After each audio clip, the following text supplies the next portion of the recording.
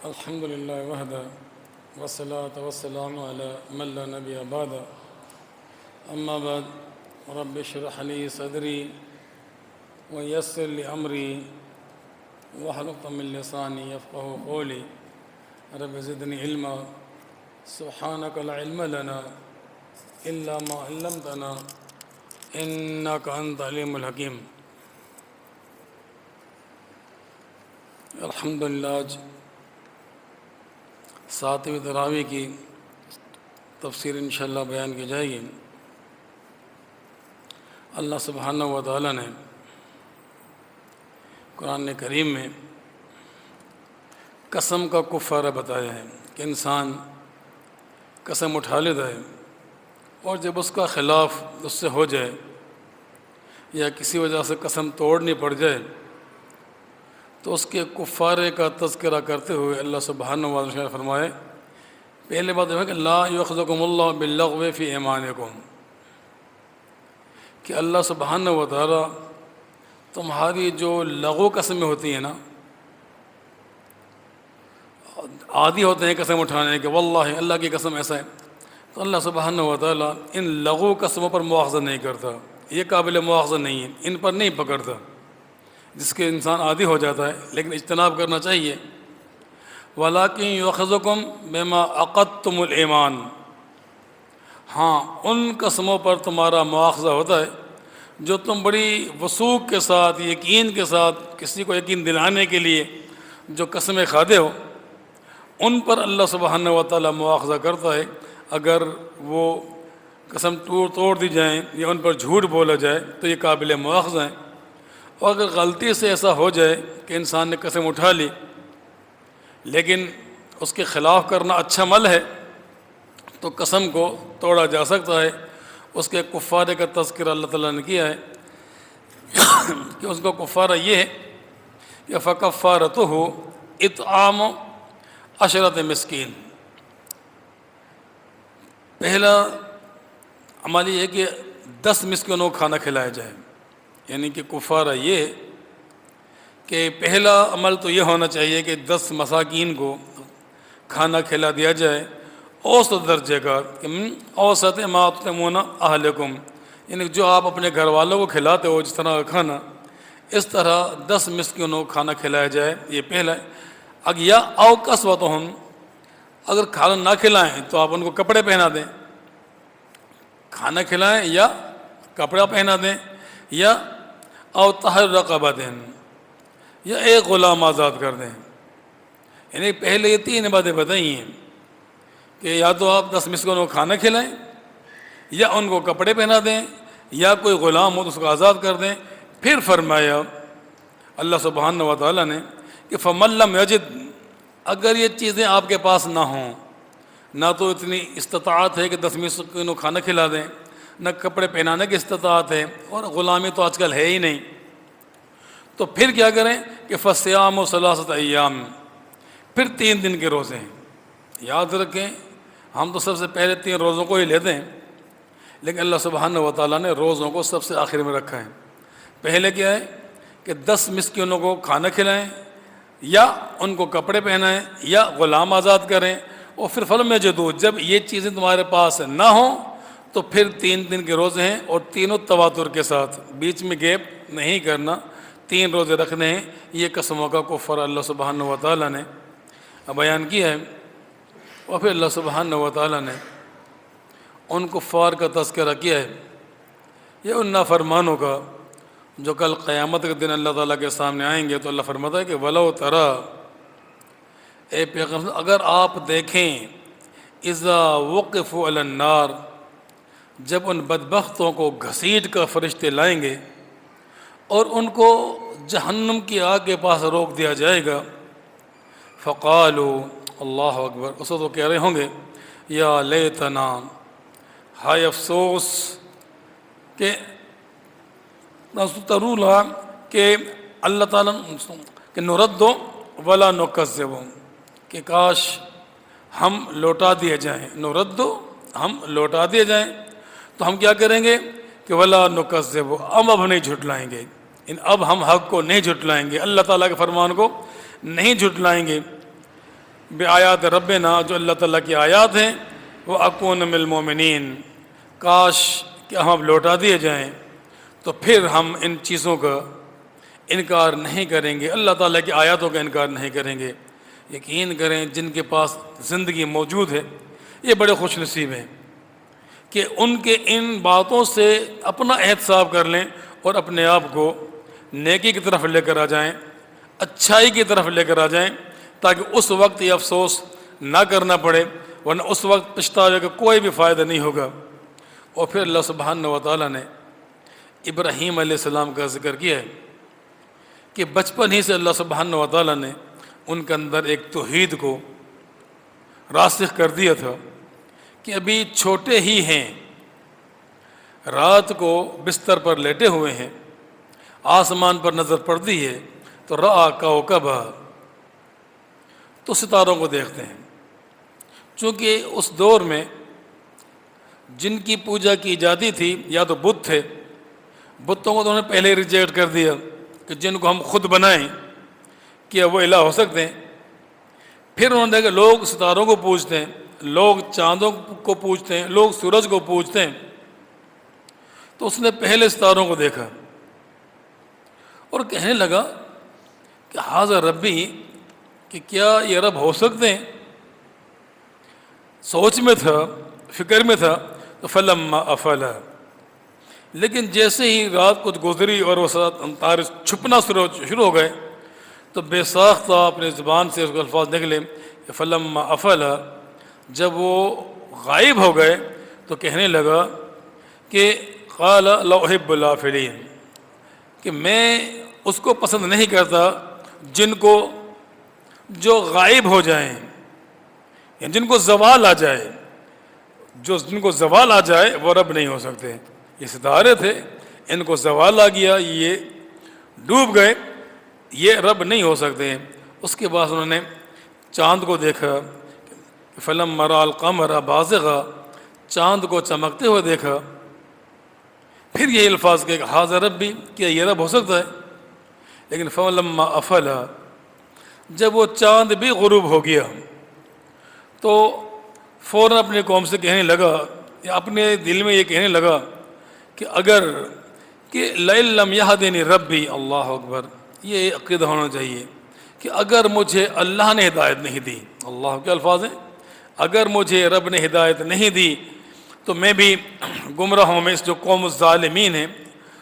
یہ جو ظالم لوگ ہیں یا جو گمراہ لوگ ہیں، میں لوگوں کے ساتھ شامل ہو جاؤں گا۔ یعنی اگر اللہ تعالیٰ، اس کا مطلب یہ ہے کہ ہدایت کے لیے اللہ سبحانہ و تعالیٰ سے تعلق قائم رکھنا چاہیے۔ اور پھر فلما رأى الشمس بازغا، اور آخر میں جب سورج کو دیکھا تو پھر یہ الفاظ کہ ھذا ربی ھذا اکبر، کیا یہ رب ہو سکتا ہے؟ یہ تو بہت بڑا ہے۔ لیکن جب شام ہوئی، فلما افلا، جب وہ بھی غروب ہو گیا تو اپنی قوم سے مخاطب ہوا کہ قال یا قوم انی برء من المشرکین، میں بیزار ہوں ان چیزوں سے جن کو تم اللہ تعالیٰ کا شریک بناتے ہو۔ یعنی کہ بڑی زبردست قسم کی تعلیم اللہ تعالیٰ نے اس کے خواب سے دی ہے۔ یعنی جن چیزوں کو زوال آ جائے، عروج آنے کے بعد زوال آ جائے، وہ چیزیں الہ نہیں ہو سکتی، وہ پکارنے قابل نہیں ہو سکتی، وہ ہدایت دینے والی نہیں ہو سکتی، جن کو زوال آ جائے اور جو غروب ہو جائیں، جو دوسروں کے محتاج بن جائیں۔ پھر اللہ سبحانہ و تعالیٰ نے ایمان والوں کو نصیحت کی ہے، ایمان والوں کو نصیحت کی کہ وَلَا تَسُبُّوا الَّذِينَ يَدْعُونَ مِن دُونِ اللَّهِ، کہ دیکھو تم دوسروں کے جو الہ ہیں یا اللہ کے علاوہ جن کو بھی وہ پکارتے ہیں یا پوجتے ہیں، ان کو تم برا بھلا نہ کہو، ان کے الہوں کو، ان کے معبودوں کو برا بھلا نہ کہو۔ ویسے بے نہیں کرو کہ یہ اللہ کا شریک ہے، یہ اچھا عمل نہیں ہے، لیکن ان کو براہ راست برا بھلا نہ کہو۔ کیوں نہ کہو؟ اللہ نے وجہ بتائی ہے، ایسا نہ ہو کہ فَيَسُبُّ اللَّهُ عَدُوًّا بغیر علم، کہیں ایسا نہ ہو کہ جب تم ان کے خداؤں کو برا کہو گے تو کہیں وہ بغیر علم کے تمہارے سچے اللہ کو برا نہ کہہ بیٹھیں۔ کیوں لامحالہ جب آپ کسی کو برا کہو گے، طنز کرو گے، تو انسان کو غصہ آ جاتا ہے۔ کہیں ایسا نہ ہو کہ وہ لا علمی میں، ان کو تو پتہ نہیں ہے رب تعالیٰ کی اہمیت کیا ہے، اللہ رب العزت کون ہے، لیکن اگر تم ان کو برا کہو گے تو ایسا نہ ہو کہ وہ غصے میں آ کر لا علمی میں تمہارے سچے رب کو برا کہہ دیں. اس لیے ان کے جن کو وہ پکارتے ہیں ان کو برا نہ کہو. ہاں شرک کی بیخ کنی کرو لیکن ان کو براہ راست برا نہ کہو. پھر اللہ سبحانہ و تعالیٰ نے اللہ اکبر یہ ہوتا کہ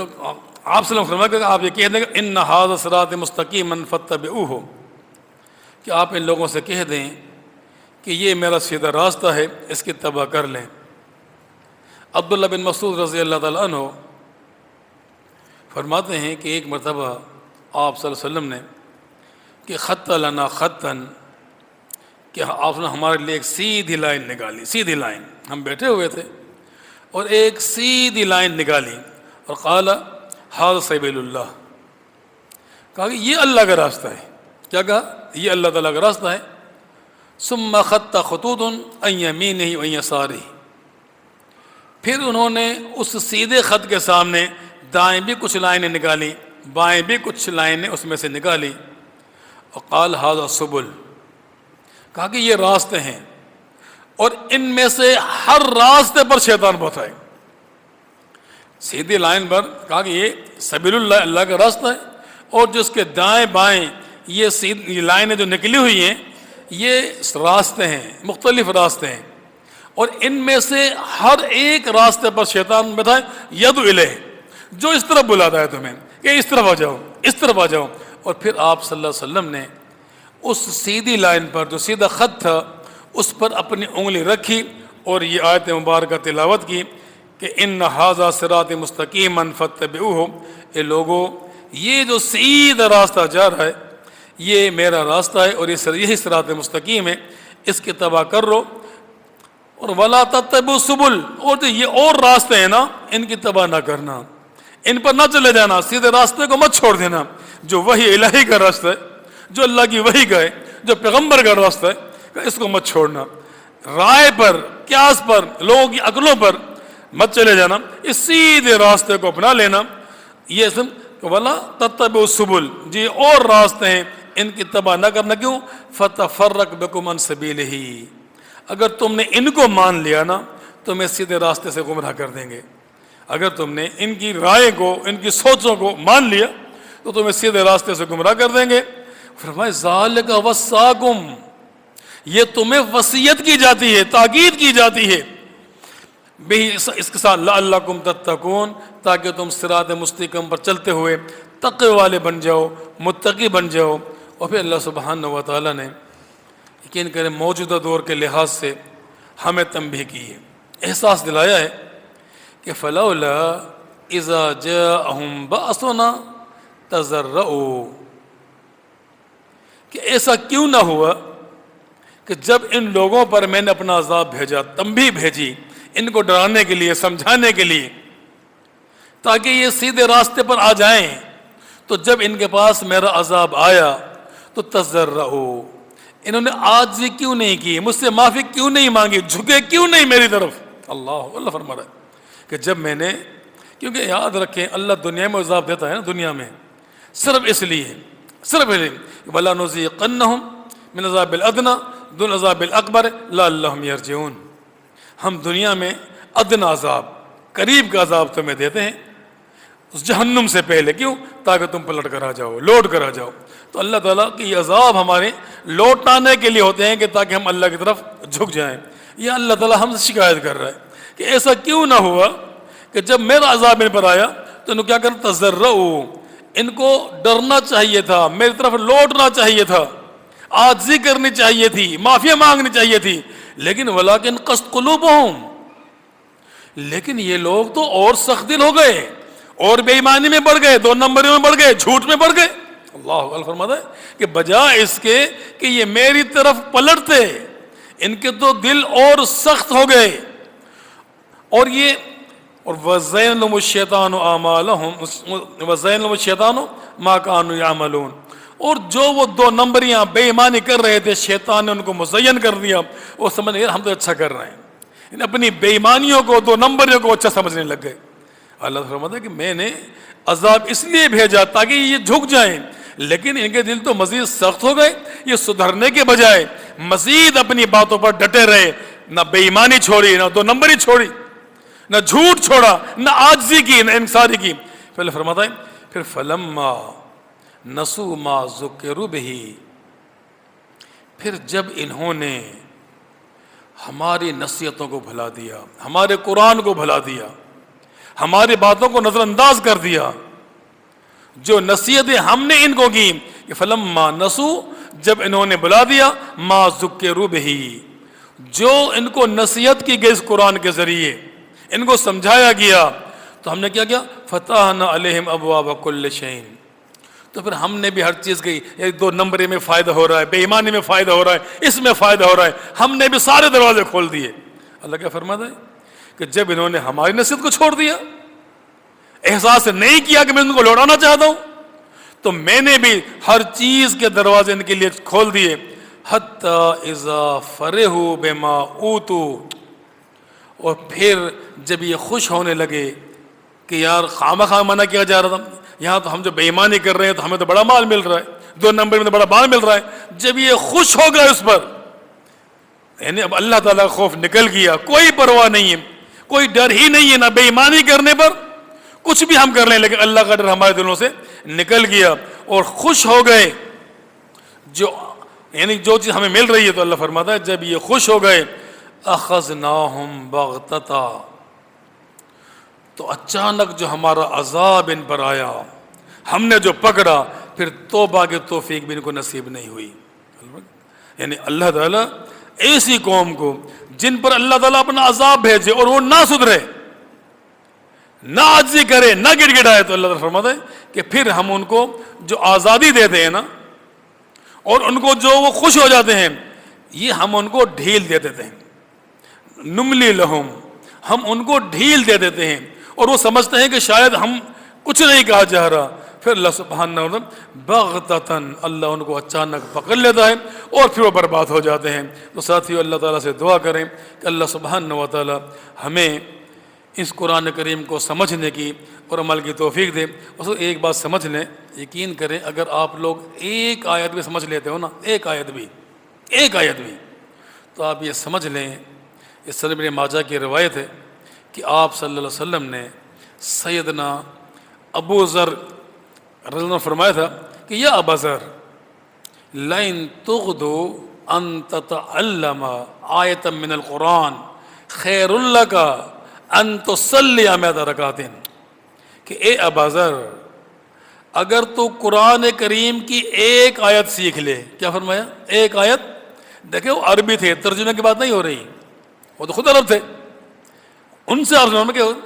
یا ابا ذر لئن تغدو ان تتعلم آیۃ من القرآن، اگر تو قرآن کریم کی ایک آیت سیکھ لے، ایک آیت، خیر لک، یہ تیرے لیے بہتر ہے، ان تصلی 100 رکعت، اگر تو 100 رکعت نفل پڑھے اس سے بہتر یہ ہے کہ تو ایک آیت کو سیکھ لے. یقین کریں آپ ایک آیت بھی سیکھ لیتے ہیں تو یہ 100 نفل پڑھنے سے اللہ کے نزدیک بہتر ہے. اللہ سبحانہ و تعالیٰ ہمیں سمجھنے کی عمل کی توفیق دے. وما توفیق الا باللہ.